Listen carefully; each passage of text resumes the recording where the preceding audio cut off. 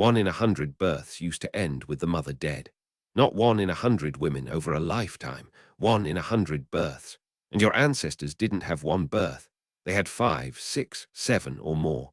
Run those odds enough times and childbirth stops being a single risk. It becomes a recurring roll of dice you couldn't opt out of. You call it labor like it's a mild inconvenience. For most of human history, it was the single most dangerous thing an adult woman would ever do, repeatedly, by necessity. So how did enough of them survive it for you to exist at all? Part of the answer is a doctor who got mocked, pushed out of medicine, and died in an asylum for suggesting something you do without thinking about it, washing your hands. Part of it is birth attendants whose names were never written down, who could turn a badly positioned baby by feel alone. And part of it is a stack of small, unglamorous corrections that together dragged the odds from 1 in 100 to 1 in 5,000. There was no hospital, no blood transfusion, no antibiotics if anything went wrong. Just whoever else was in the room and whatever they'd learned from watching it go wrong before. And this isn't some ancient, distant past number either.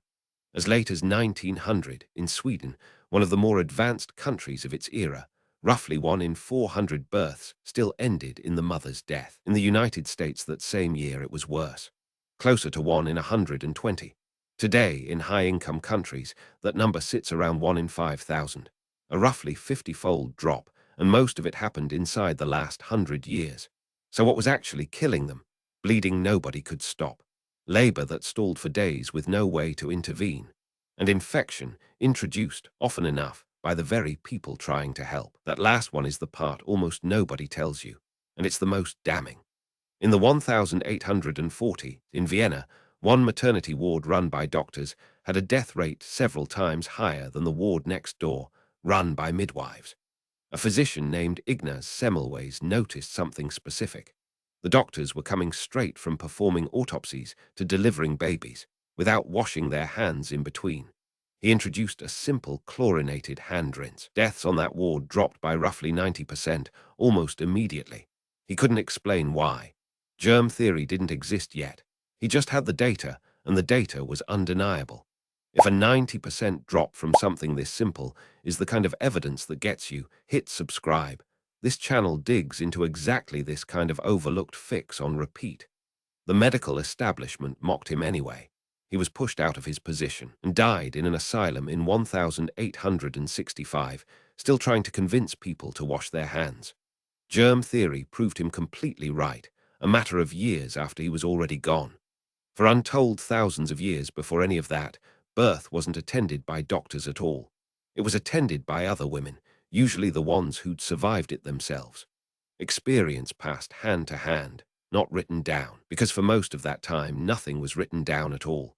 A skilled birth attendant knew how to turn a badly positioned baby by feel alone, when to wait, when bleeding meant you were about to lose someone. None of that knowledge came with any guarantee.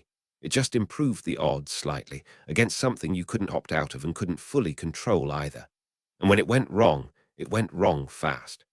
Hours, not days, between a normal labor and a fatal one. There was no ambulance coming, no surgical team on standby. Whatever was in that room was the entire extent of the help available. You are statistically the descendant of an unbroken line of women who rolled those dice and survived every single time. Not most of the time. Every single time, without exception, or you would not exist to hear this sentence. Somewhere in your family line, generations back, a birth went badly, and a birth attendant's steady hands were the only thing standing between you existing and you not. You'll likely never know her name. Almost nobody's is written down. The caesarean section existed in some early form for centuries before it was ever a survivable operation for the mother.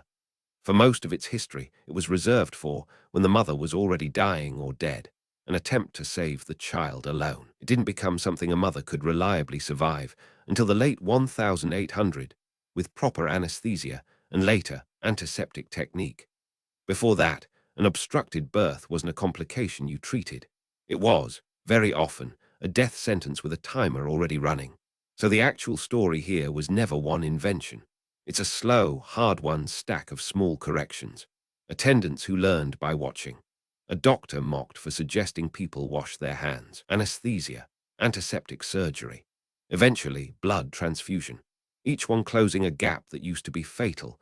Remove any single layer of that stack, and you're looking at odds closer to 1 in 100 again, not 1 in 5,000. That gap between those two numbers is the actual distance between your birth and your ancestors. Here's what should sit with you. This isn't fully solved everywhere, even now.